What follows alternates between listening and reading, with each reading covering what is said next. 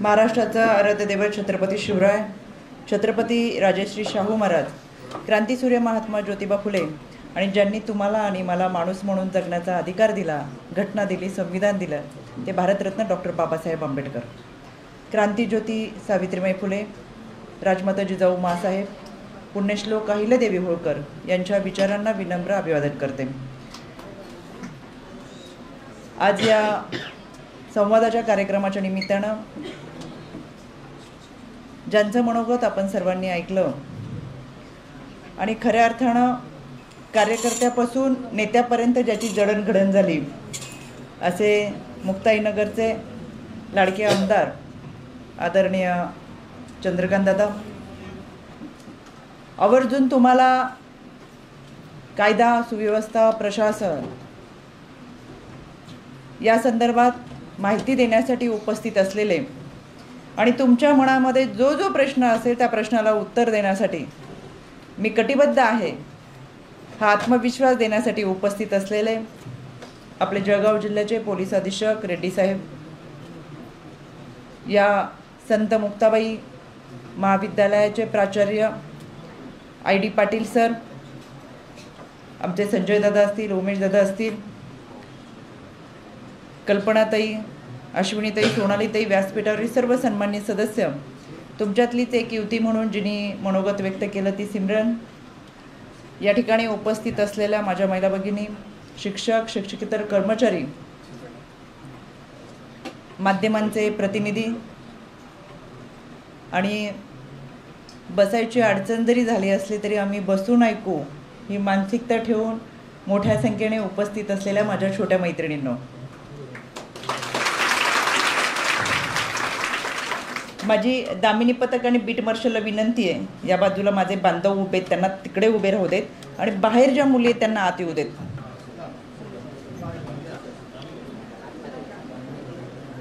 त्यांना आत बसायची व्यवस्था, जिथे जागा मिळेल तिथे बसा. जळगाव जिल्हा हा संतांचा, साहित्यिकांचा जिल्हा, ज्ञानदेवाच्या मुक्ताईचा जिल्हा, कवयित्री बहिणाबाई चौधरींचा जिल्हा.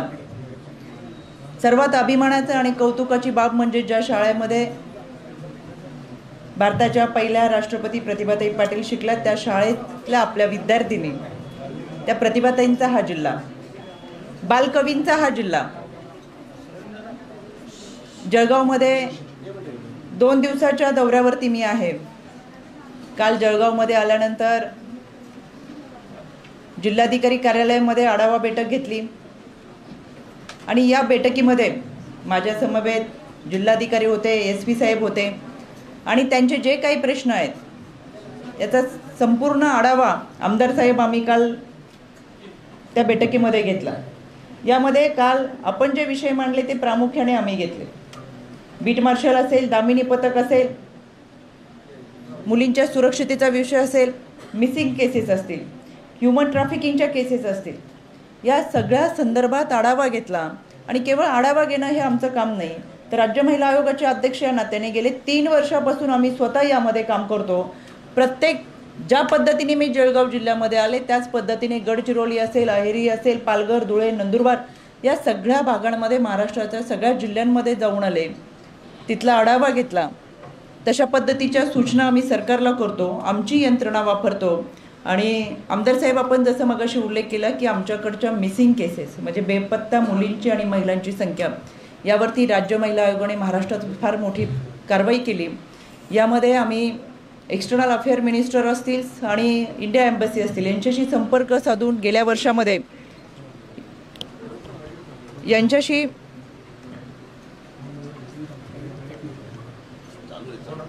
यांच्याशी संपर्क साधून गेल्या वर्षी आखाती देशामधून जवळजवळ 72 मुली आणि महिलांना भारतात परत घेऊन आलो. त्याच्या खोलात फार मी शिरणार नाही. मुली घरातून कशा निघून जातात, त्यांना कोणती आमिषी दाखवली जातात, खरं तर हा फार चिंतनाचा विषय आहे, चिंतेचाही विषय आहे. कोविड कालावधीनंतर घरातल्या कर्त्या पुरुषाचं निधन झाल्यानंतर कुटुंब चालवायचं कसं हा प्रश्न अनेक कुटुंबाला पडला. आणि म्हणून पेपरमध्ये येणाऱ्या जाहिराती वाचत असताना मोठ्या रकमेचा पगार मिळेल, परदेशात काम करायची संधी मिळेल, अशा पद्धतीच्या जाहिरातींना या मुली आणि महिला बावल्या. त्यांनी त्या एजंटशी संपर्क केला. या एजंटनी या मुलींना महिलांना बरोबर घेऊन आखाती देश म्हणजे मस्कत, ओमान, दुबई या देशामध्ये या मुलींना घेऊन गेल्यानंतर जसं एअरपोर्टवरती पोचलं तसे मोबाईल काढून घेतले, डॉक्युमेंट काढून घेतले, पासपोर्ट सगळं, विसा सगळं काढून घेतलं. आणि या मुलींची, या महिलांची जी स्वप्न दाखवलेली होती त्यांना, ती स्वप्न भंग पावली. त्यांना अक्षरशः त्या ठिकाणी देह विक्रिय करण्यासाठी बसवलं. ज्या मुली किंवा महिला नकार देत होत्या त्यांच्यावर लैंगिक अत्याचार, मानसिक अत्याचार आणि या सगळ्या अत्याचारांना सामोरं जात असताना माझ्या ज्यावेळेस लक्षात आलं की मिसिंग केसेस 3 महिन्यामध्ये डिटेक्ट झाली नाही तर ती ह्युमन ट्रॅफिकिंगकडे जाते. पण ह्युमन ट्रॅफिकिंगमध्ये गेलेल्या केसेसमध्ये या मुली जातात कुठं, त्याचा शोध घेतला पाहिजे. आम्ही अक्षरशः, आमच्याकडे संगीता पाटील म्हणून सामाजिक कार्यकर्त्या खूप चांगल्या पद्धतीचं काम करतात, तर त्या स्वतः याचा पाठपुरावा करत त्या भागामध्ये गेल्या. तिथले सगळे व्हिडिओ पाठवले. अक्षरशः त्यांना ज्यावेळेस तिथल्या बाथरूममध्ये कोंडलं तेव्हा बाथरूममधल्या खिडक्या तोडून त्या तिथून बाहेर पडून बाकीच्या महिलांची लोकेशन आणि माहिती घेऊन परत भारतात आल्या आणि त्याच्यावरून आम्ही इतर महिलांचा शोध घेतला. खूप वाईट परिस्थिती आहे. प्रश्न फार गहन आहेत. हे सांगण्याचं तात्पर्य इतकंच की आपण तिथपर्यंत जातो कसं. तुम्ही ज्या कॉलेजवेन जीवनामध्ये आहात त्या कॉलेजवेन जीवनामध्ये आम्हीही कधीतरी होतो. मला कल्पना आहे, मी सुद्धा रयतची विद्यार्थिनी आहे. स्वावलंबी शिक्षण हेच आमचं ब्रीद म्हणत कर्मवीर अण्णांनी आम्हाला शिकवण दिली. त्या शाळेमध्ये 12वीपर्यंत शिक्षण घेतलं, BCS केलं, BCS नंतर MPSCची परीक्षा दिली. पण चंद्रकांत दादा MPSCमध्ये पास होऊ शकले नाही. पण आयोगाचे अध्यक्ष झाल्यानंतर MPSCच्या पहिल्या पेपरमध्ये प्रश्न होता की 2021मध्ये निवड झालेल्या राज्य महिला आयोगाच्या अध्यक्षाचं नाव काय. सांगायचं तात्पर्य इतकं की नाव इतकं मोठं करा की स्पर्धा परीक्षांमध्ये पर्यंतही आपलं नाव गेलं पाहिजे. कर्तृत्व तेवढं मोठं करा. आयुष्यामध्ये संघर्ष येत राहतात, प्रश्न येत राहतात, समस्या येत राहतात, पण ते सोडवण्यासाठी आपण पुढे गेलं पाहिजे. त्याच्यामुळे तुम्ही ज्या जीवनामध्ये आता प्रवास करताय, ज्या जीवनाच्या वाटेवरून चाललाय, तिथं आम्हीही कधीतरी गेलोय. या सगळ्यांमध्ये हे आयुष्याचं वळणावरचं एक वाटसरू आणि एक पाऊल खऱ्या अर्थानं निसरडी वाट आहे. या दिवसांमध्ये कोणीतरी आपल्याला चांगलं म्हटलं की फार छान वाटतं. माझ्याकडे ज्या केसेस येतात त्या केसेसवरून मी सगळं बोलते. दिवसभरामध्ये प्रचंड मोठ्या प्रमाणात केसेस येतात. कालच माझ्याबरोबर असताना मी संजय दादांना सांगत होते, घरातल्या माणसांची आपल्याला ओळख पटायला थोडासा वेळ लागत असताना सुद्धा नातेवाईक तर फार लांबची गोष्ट, नातेवाईक कसे तेही आपल्याला नीट समजत नाही. तिथं आपण फेसबुकवरती कोणी फ्रेंड रिक्वेस्ट पाठवली की लगेच ॲक्सेप्ट करतो. 2-3 दिवसाच्या ओळखीवरती जेवलास का, जेवलीस का, कुठे आहेस, घरात कोण आहेत त्याचे फोटो पाठवले जातात. समोरची व्यक्ती माहीत नाही, बॅकग्राऊंड माहीत नाही, घरामध्ये कोण व्यक्ती ते माहीत नाही आणि सगळ्यात विशेष म्हणजे समोरच्या अकाउंटवरून बोलणारी व्यक्ती मुलगा आहे का मुलगी हेही नीट कळत. तरी सुद्धा आपल्याशी ती फार प्रेमाने बोलतीये, गोड बोलतीये, आपल्याला चांगलं म्हणतीये. या केवळ वाक्यांवरती आपण त्या माणसाच्या, त्या मुलीच्या प्रेमात पडावं हेच धक्कादायक आहे. आणि मग 10-12 दिवसाच्या ओळखीवरती घरातल्या लोकांचे फोटो पाठवले जातात, कुटुंबातल्या सगळ्यांची माहिती सांगितली जाते आणि त्याच्या पुढे जाऊन नको असलेल्या अवस्थेमधलेही फोटो पाठवले जातात. या दररोजच्या घटना आहेत. आणि मग कुठेतरी आपण जे फोटो पाठवलेत त्या फोटोचा गैरवापर करून त्या मुलींना ब्लॅकमेल केलं जातं. पण तोपर्यंत इतकं काही घडलेलं असतं की त्या मुलींना प्रश्न पडतात की घरी सांगितलं तर शिक्षण बंद होईल, मैत्रिणींना सांगितलं तर बदनामी होईल, पोलीस स्टेशनमध्ये कसं जायचं. समोरची व्यक्ती तर ब्लॅकमेल करते. हतबल होऊन जातात, नैराश्याने आत्महत्येपर्यंत पोहोचतात एका चुकीमुळं. आयुष्याचा सारीपाट उद्ध्वस्त होतो. आपण शिक्षण घेण्यासाठी शाळेत आलोय. आईवडिलांची स्वप्न आपल्याबरोबर आहेत. पायातला चपलेचा अंगठा तुटला तरी बाप लवकर शिवत नाही, नवीन घेत नाही. एखाद्या दिवाळीची साडी घ्यायची राहिली तर आई म्हणते राहू देत, माझ्या लेकीला मला नवीन ड्रेस घेता येईल. पुस्तकं लागली तर पुस्तकं देता येईल. इतकी स्वप्न त्यांची आपल्याबरोबर असतात. पण या सगळ्यांमध्ये आपण त्यांच्या स्वप्नांना पूर्ण करायचा प्रयत्न करायचा, पाठलाग करायचा सोडून या सोशल मीडियाच्या माध्यमातून नको असलेल्या गोष्टींच्या मागे जाण्याचा प्रयत्न का करतात तेच मला कळत नाही. परवा एक मुलगी, मी जळगावला निघत असताना माझ्याकडे आली. अगदी मी बॅग म्हणजे गाडीत बसत असतानाच ती माझ्याकडे आली. रील स्टार मी काल दादा तुम्हालाही तो विषय सांगितला. मित्राबरोबर असताना नको असलेल्या अवस्थेतले व्हिडिओ मित्राने गुपचूप काढले. ते व्हायरल करणार म्हणून धमकी देऊन सातत्याने त्याचा गैरवापर केला. शारीरिक अत्याचार केले, त्याचेही व्हिडिओ काढले. आणि नंतर ते व्हिडिओ अक्षरशः हजार रुपयामध्ये विकले. त्या मुलीच्या फोटो सहित. कोल्हापूर पोलिसांना लगेच तक्रार दाखल करायला सांगितली. एसपींशी बोलले, सायबरशी बोलले. 24 तासामध्ये कारवाई देखील झाली. कारवाई आम्ही करू. पण एकदा का आयुष्य उद्ध्वस्त झालं तर पुन्हा एकदा ते आयुष्य आपल्याला दुरुस्त करता येतं. आम्ही 24 तासात तक्रार दाखल केली. सायबरला सांगून त्याच्यावरचे फोटो डिलीट केले. पण ते फोटो तोपर्यंत अश्लील वेबसाईटवरती गेलेले होते. ज्यांना पैसे देऊन त्या मुलांनी विकले होते त्यांनी इतर ठिकाणी व्हायरल केले होते. ज्या समाजामध्ये ताटमानेने जगलं पाहिजे, स्वाभिमानाने जगलं पाहिजे, अभिमानाने गर्वाने जगलं पाहिजे, त्या समाजामध्ये तोंड दाखवून जगण्याची वेळ जर आपल्यावर येत असेल तर आपला रस्ता चुकतो हे आम्हाला कळलं पाहिजे.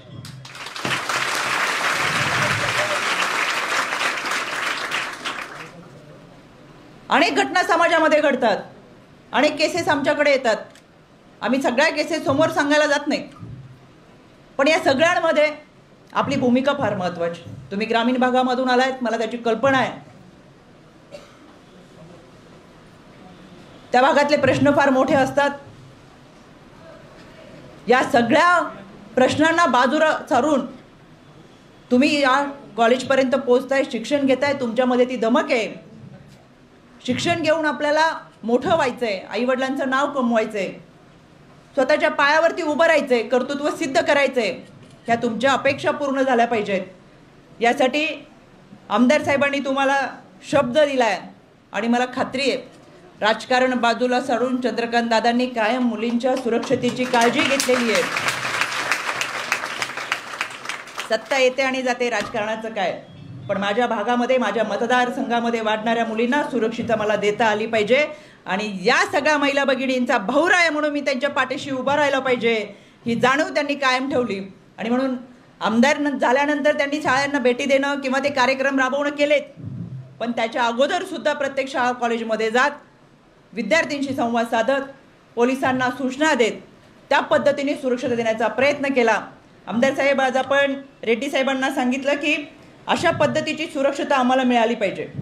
त्यांच्या वतीनेही मी तुम्हाला सांगते, या ठिकाणी आम्ही तुम्हाला शब्द देतो, मुक्ताईनगरमध्ये आजपासून रेड्डी साहेब तुमच्या वतीनं, मी आपल्या पोलीस प्रशासनाच्या वतीनं, आयोगाच्या वतीनं आमदारांना मी या ठिकाणी सांगते, आजपासून मुक्ताईनगरमध्ये ज्या शाळे कॉलेजमध्ये प्राईम टाईममध्ये मुली येतील जातील त्यांच्या सुरक्षतेची पूर्ण जबाबदारी आमच्या या खाकी वर्दीची असेल.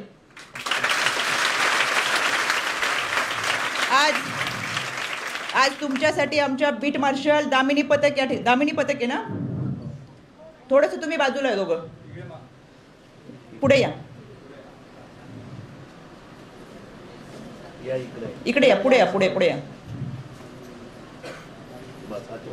तिकडे त्यांच्याकडे. हे दामिनी पथक तुमच्या सुरक्षतेसाठी असेल.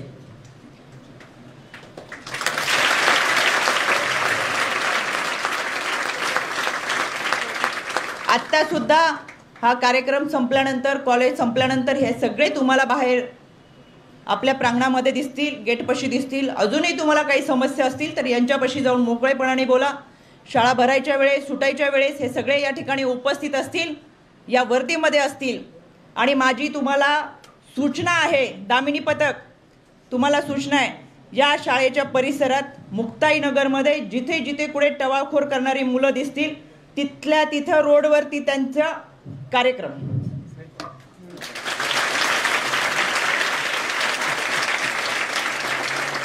हायगय करायची नाही.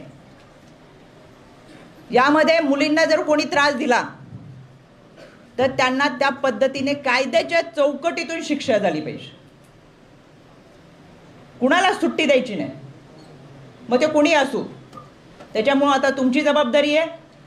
या मुली जशा शाळेत येताना त्यांना सुरक्षित वाटलं पाहिजे तसं तितकंच त्यांच्या पालकांना देखील वाटलं पाहिजे. त्याच्यामुळे प्राचार्य साहेब तुम्हाला विनंती आहे, तुम्ही आमदार साहेब असतातच कायम, रेड्डी साहेबांच्या वतीनं ही टीम इथं येईल आणि मुलींना आपण सांगूच, पण आता त्यांच्या पालकांना पालक सभेला बोलवा. 2-4 दिवसामध्ये त्यांना एकत्रित बोलून मुलींसाठी असलेले टोल फ्री क्रमांक, त्यांच्यासाठी असलेल्या शिक्षक पालक संघटना याची माहिती आता पालकांना सुद्धा समजली पाहिजे. ठीक आहे, तुम्ही थांबा. या सगळ्यांमध्ये तुमच्या मनामध्ये अनेक प्रश्न असतील. ज्या काही घटना आजूबाजूला घडतात त्यामध्ये तुम्हाला सुरक्षितता मिळाली पाहिजे यासाठी आम्ही प्रयत्न करतच असतो. महाराष्ट्रामध्ये मोठ्या प्रमाणामध्ये बालविवाह होतात. तुम्हाला सगळ्यांना एक मोठी बहीण म्हणून मला आवर्जून सांगायचे, तुम्ही शिक्षण घेताय, प्रतिभाताई पाटलांच्या शाळेमध्ये शिकताय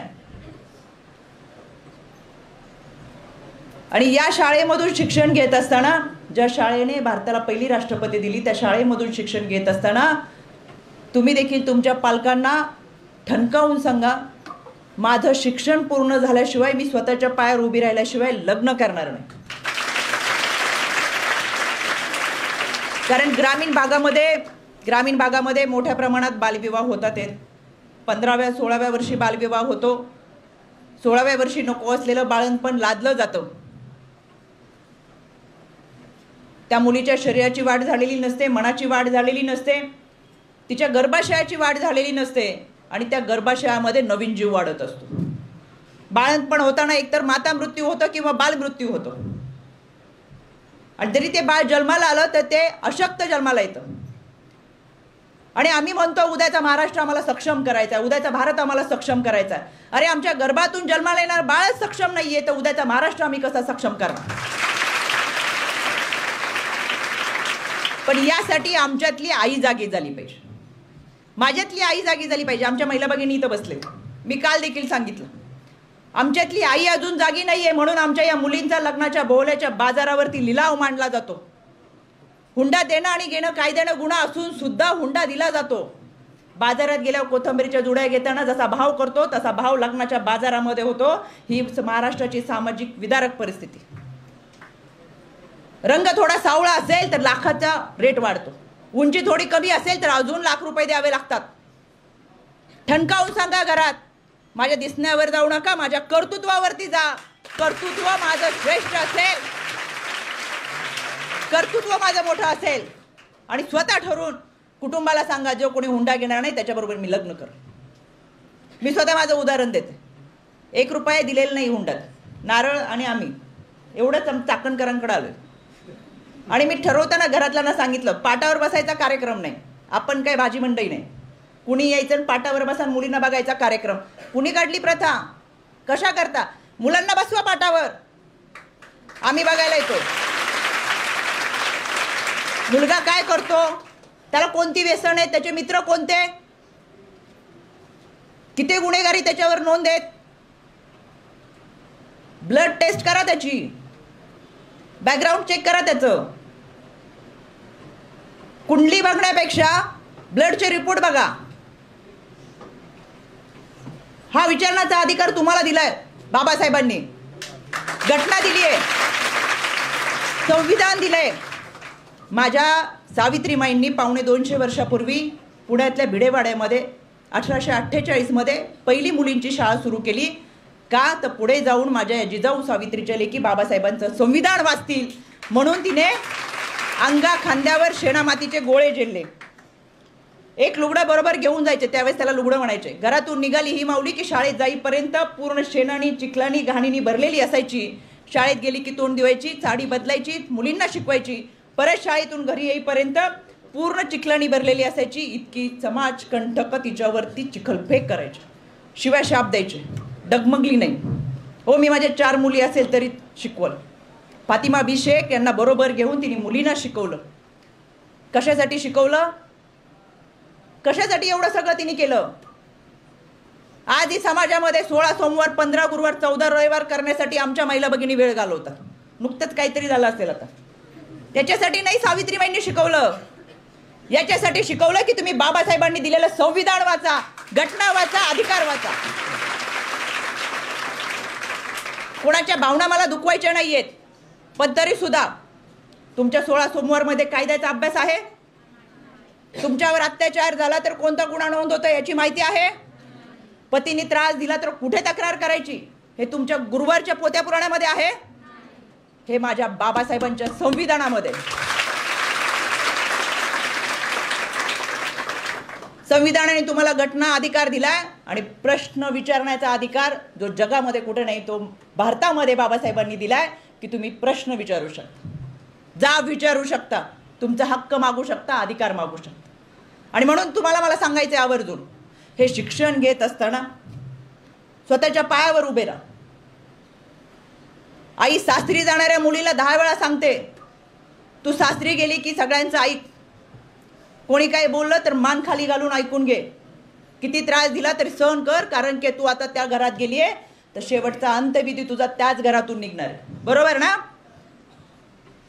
दररोज आमच्याकडे इतक्या हुंडाबळीच्या केसेस येतात. आता मला त्या आईला सांगावंसं वाटतं की त्या सासरी जाणाऱ्या मुलीच्या मानेवरती इतकं विचारांचं, संस्काराचं पागोडं देण्यापेक्षा त्या मुलीला सांग, समोरचा माणूस तुझ्याशी ज्या संयमाने सन्मानाने वागतो त्याच्यापेक्षा जास्त तू त्याच्याबरोबर सन्मानाने वाग. पण एकदा का समोरच्याने आरे म्हणलं की त्याला कार्य करायला शिक.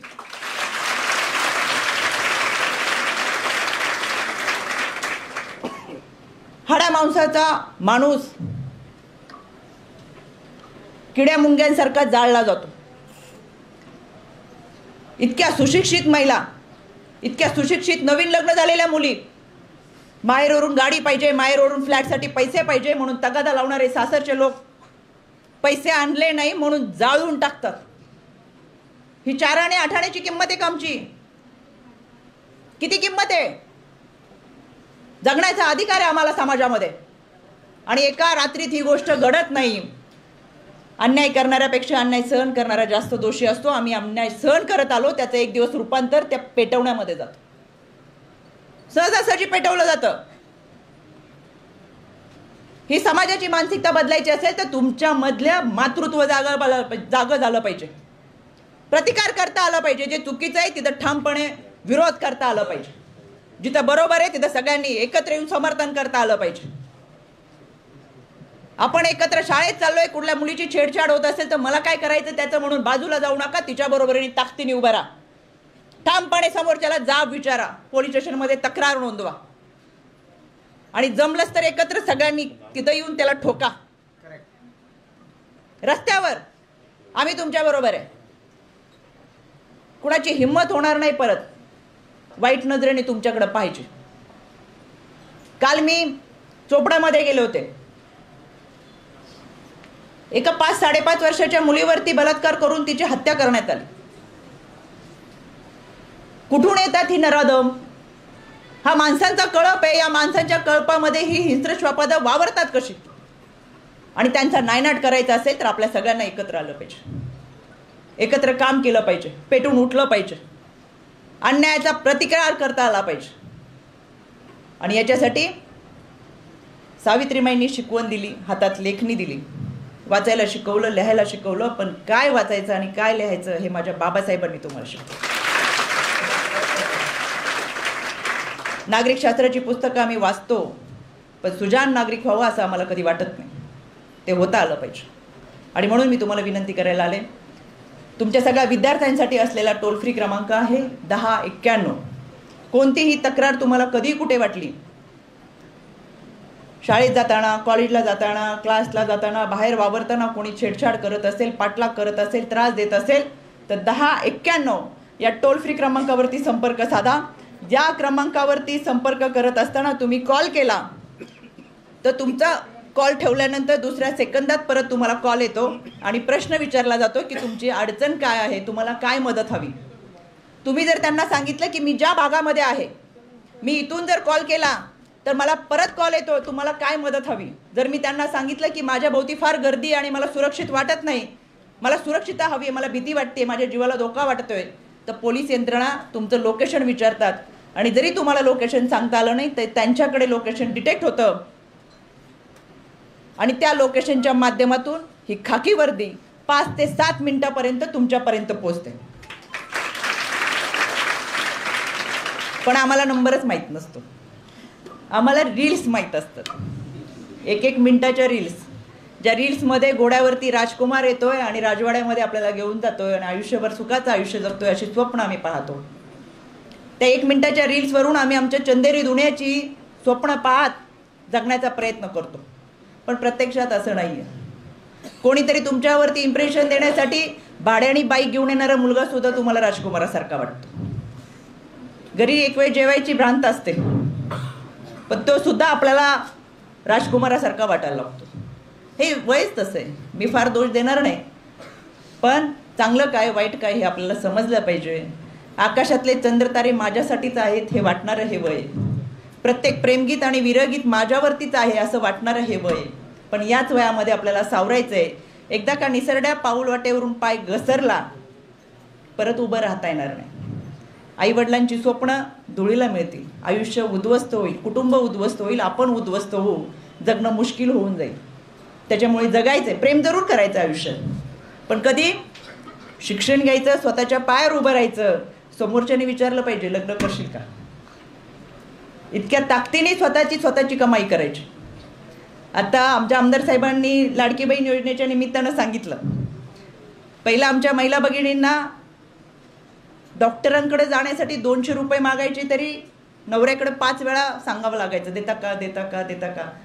मग राग नवरा 100 रुपये हातावर देतो, हां जा एकदाच, परत मागू नको. आता आमच्या लाडक्या बहिणी खात्यामध्ये 3,000 रुपये जमा झालेत. आता नवऱ्याला विचारत नाही, 500 रुपये खर्च असेल तर 3,000 रुपयामधले 500 काढायचे, डॉक्टरांकडे जायचं, तपासणी करून यायची. पण हे कधी तुम्ही पण स्वतःच्या पायावरती उभा राहिला, स्वतःचा अर्थार्जन करायला लागला तर निश्चितपणाने तो एक आत्मविश्वास तुमच्यामध्ये येईल. म्हणून लग्न करणं हा उद्दिष्ट नाही. काय लग्न हे उद्दिष्ट आहे का लगेच? नाही. आईवडिलांना सांगा 18 वर्ष पूर्ण झाल्याशिवाय लग्न करणार नाही. शिक्षण व्यवस्थित घेईल. आता सरकारने शिक्षण सुद्धा तुम्हाला मोफत दिलंय. डॉक्टर व्हायचंय, वकील व्हायचंय, पायलट व्हायचंय, तुमचा सगळा शिक्षणाचा खर्च महायुती सरकार करतंय. त्याच्यामुळे चांगलं शिक्षण घ्या, स्वतःच्या पायावरती उभं राहा, स्वतःच्या महिन्याचा खर्च स्वतःच्या पगारातून भागला पाहिजे, कुटुंब चालवता आलं पाहिजे, दिवाळीची नवीन साडी आईला देता आली पाहिजे, बाबांना म्हणता आलं पाहिजे, बाबा तुम्ही आयुष्यभर माझ्यासाठी केला, आता तुम्ही बसा, तुमच्यासाठी मी करेल. त्याच्यामुळे तुमच्या सगळ्यांची ही जबाबदारी आहे. तुम्हाला कोणतीही तक्रार असेल तर शाळेमध्ये मला असं वाटतं प्राचार्य आपल्याकडे तक्रार पेटी असेलच, त्याच्यामध्ये तक्रार देत जा. हे दामिनी पथक तुमच्यासाठी आजपासून हजर असेल. कोणतीही तक्रार वाटली, कुठली गाडी पाठलाग करत असेल तर त्याचा नंबर लक्षात ठेवा, तो नंबर त्यांच्याकडे द्या. कोणी अश्लील मेसेज पाठवत असेल तर मेसेज पाठवणाऱ्याचा नंबर स्क्रीनशॉट ठेवून त्यांच्याकडे द्या, त्यांच्यावरती कारवाई केली जाईल. मुक्ताईनगर आणि मुक्ताईनगरचे आमदार चंद्रकांतदादा पाटील यांचा हा भाग मुलींसाठी आणि केवळ हाच नाही तर महाराष्ट्र मुलींसाठी सुरक्षित करण्यासाठी, त्यांना जगण्याचा आत्मविश्वास देण्यासाठी आम्ही कटिबद्ध आहोत. इतकंच या निमित्ताने मी तुम्हाला सांगते. आणि तुमचे जे काही प्रश्न असतील तर रेड्डी साहेब खास त्यांची सगळी कामं सोडून तुमच्यासाठी सकाळी 8 वाजता कॉलेजमध्ये आलेत. आम्हाला तरी यायला उशीर झाला, आम्ही संत मुक्ताबाईंच्या मंदिरामध्ये गेलो होतो, त्याच्यामुळे यायला उशीर झाला. पण तुमच्यासाठी ते 8 वाजता वेळेत हजर राहिलेत.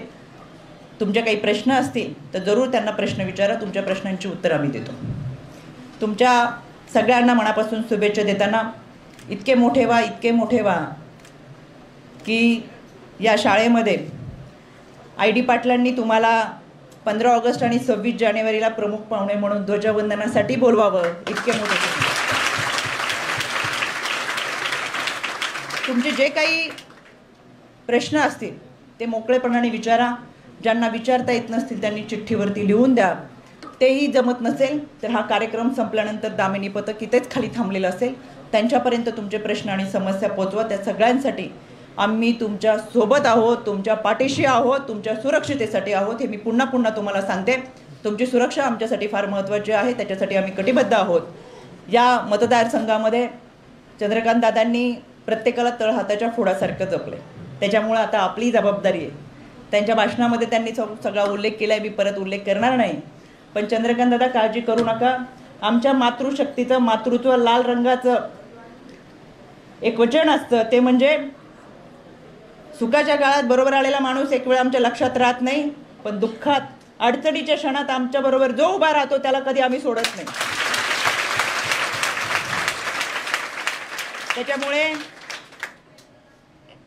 हे आमचं मातृत्व आणि ह्या आमच्या मुली तुमच्यासोबत कायम आहेत, तुमच्या बरोबर आहेत, चिंता करू नका, तुमच्या बरोबर आहेत आणि याचा मला अभिमान आहे. अतिशय चांगल्या पद्धतीने मुक्ताईनगरमध्ये काम करतात आणि स्वतःच्या कर्तृत्वातून, कष्टातून ते इथपर्यंत आलेत.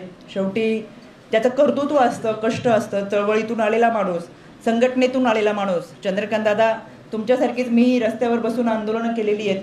माझ्यावर 12 गुन्हे दाखल आहेत. 3 दिवसाची PC सुद्धा मी घेऊन आलेले आहेत. 3 दिवस फरार सुद्धा होते. अशा बऱ्याच केसेस आहेत. कोर्टात बसून प्रत्येक महिन्याला जशी लोक वारी करतात तसं मी, माझी कोर्टाची वारी असायची.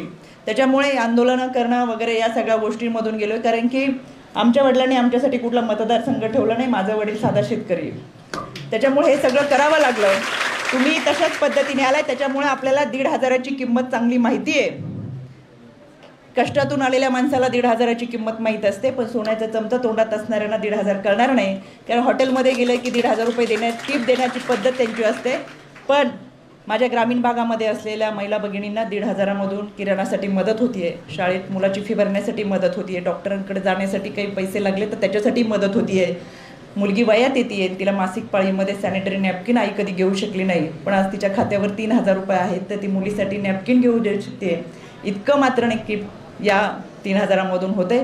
ते समाधान त्या मातृत्वाच्या, त्या माऊलींच्या चेहऱ्यावर दिसतंय. आणि म्हणून मला असं वाटतं हे महायुती सरकार आपल्यासोबत तर आहेतच, पण आपल्या शिक्षण चांगल्या पद्धतीचं व्हावं, आपलं करिअर चांगल्या पद्धतीचं घडावं, स्वतःच्या पायावर उभं राहावं, यासाठी सुद्धा आम्ही कटिबद्ध आहोत आणि आम्ही दिलेलं वचन पूर्ण करू. राज्याचे मुख्यमंत्री आदरणीय एकनाथजी शिंदेसाहेब, उपमुख्यमंत्री आदरणीय देवेंद्रजी फडणवीस, उपमुख्यमंत्री तथा अर्थमंत्री आदरणीय अजितदादा, महिला व बालविकास मंत्री आदित्यताई तटकरे, ज्यांनी हा लाडकी बहीण असेल आणि लेक लाडकी योजना आहे, म्हणजे खरं तर लेक लाडकी म्हणजे मुलगी जन्माला आली आहेत की आता या सरकारने 5,000 रुपये खात्यात ठेवलेत. ती पहिलीत गेली की 7,000 रुपये, 7वीत गेली की 8,000 रुपये आणि ती 18 वर्षाची झाली की 75,000 रुपये रोख रक्कम या मुलींना मिळणार. एकूण 1,01,000 रुपये या मुलींना त्यांच्या आयुष्यामध्ये मिळणार. त्याच्यामुळे आता शिक्षणाची पूर्ण जबाबदारी हे सरकार घेत आहे. म्हणून आपल्याला या सरकारसोबत उभं राहायचं. या सगळ्यांचे मी मनापासून आभार व्यक्त करते. आणि आपले जर काही प्रश्न आहेत, मला अपेक्षा आहे आपल्याकडून प्रश्न येतील आणि प्रश्न आले नाही तर आम्ही समजू, तुम्हाला कोणतीही अडचण नाही, तर ते प्रश्नांची उत्तर आदरणीय आमचे रेड्डी साहेब देतील. धन्यवाद. तुम्हाला सगळ्यांना पुन्हा एकदा मनापासून शुभेच्छा. तू चलना भी सीख, तू दौड़ना भी सीख, तू चलना भी सीख, तू दौड़ना भी सीख, एक दिन तू उड़ना भी सीखेगी, उड़ान ले आसमां में ऐसी जहाँ से तुझे सारी दुनिया देखेगी. धन्यवाद. धन्यवाद ताई. छत्रपती शिवरायांनी महिलांना जी आत्मसन्मानाची वागणूक दिली आणि जगाला धडा दाखवून दिला, तर ते आमचे छत्रपती शिवराय. डॉक्टर बाबासाहेब आंबेडकरांनी हिंदू कोड बिलाच्या वतीने किंवा हिंदू कोड बिलाच्या द्वारे आम्हाला स्त्री पुरुष समानता शिकवली आणि महात्मा ज्योतिराव फुले आणि सावित्रीबाईंनी आम्हाला ते वाचायला शिकवलं. परंतु आजूबाजूला जे काही घडतंय आपल्या, तर आम्हाला असं वाटायला लागलं आहे की आपण हे सगळं विसरलोय की काय. आणि म्हणून ताई राज्य महिला आयोगाच्या वतीने आपल्यामध्ये उपस्थित राहून आपल्याला या सगळ्याची, आत्मसन्मानाची, आत्मसुरक्षेची जाणीव करून देत आहेत. आणि म्हणून ताई तुमचे खूप खूप आभार. खऱ्या अर्थाने महिला आयोग तुम्ही आमच्यापर्यंत, आमच्या महाविद्यालयापर्यंत घेऊन आलेला आहात. आभाराच्या अगोदर ज्या मुलींना काही प्रश्न विचारायचे असतील त्यांनी या ठिकाणी प्रश्न विचारायचे. घाबरायचं नाही. ज्यांना काही विचारायचं त्यांनी एकदम सरळ यावे, काही अडचण नाही, नो टेन्शन. म्हणजे कोणतेही प्रश्न विचारू शकतात की ज्या समाजामध्ये आहेत, काय आहेत, नाही आहे. लाडकी बहीण योजनेचे विचारा. आपले काही प्रश्न असतील तर हात वर करा, म्हणजे आम्हाला कळतील. आता आपल्या जिल्ह्याचे पोलीस अधीक्षक साहेब महेश्वर रेड्डी साहेब आपल्याला संबोधित करतील, आपल्या प्रश्नांना उत्तरं देतील. या ठिकाणी उपस्थित स्टेट ह्युमन राईट कमिशनचं अध्यक्ष रुपाली चाकणकर मॅडम, आमदार चंद्रकांत पाटील साहेब आणि मंचावर उपस्थित सर्व मान्यवर. मी आत्ताच मॅडमना बोललं होतं, सर मॅडम असं काही प्रश्न राहणार नाही.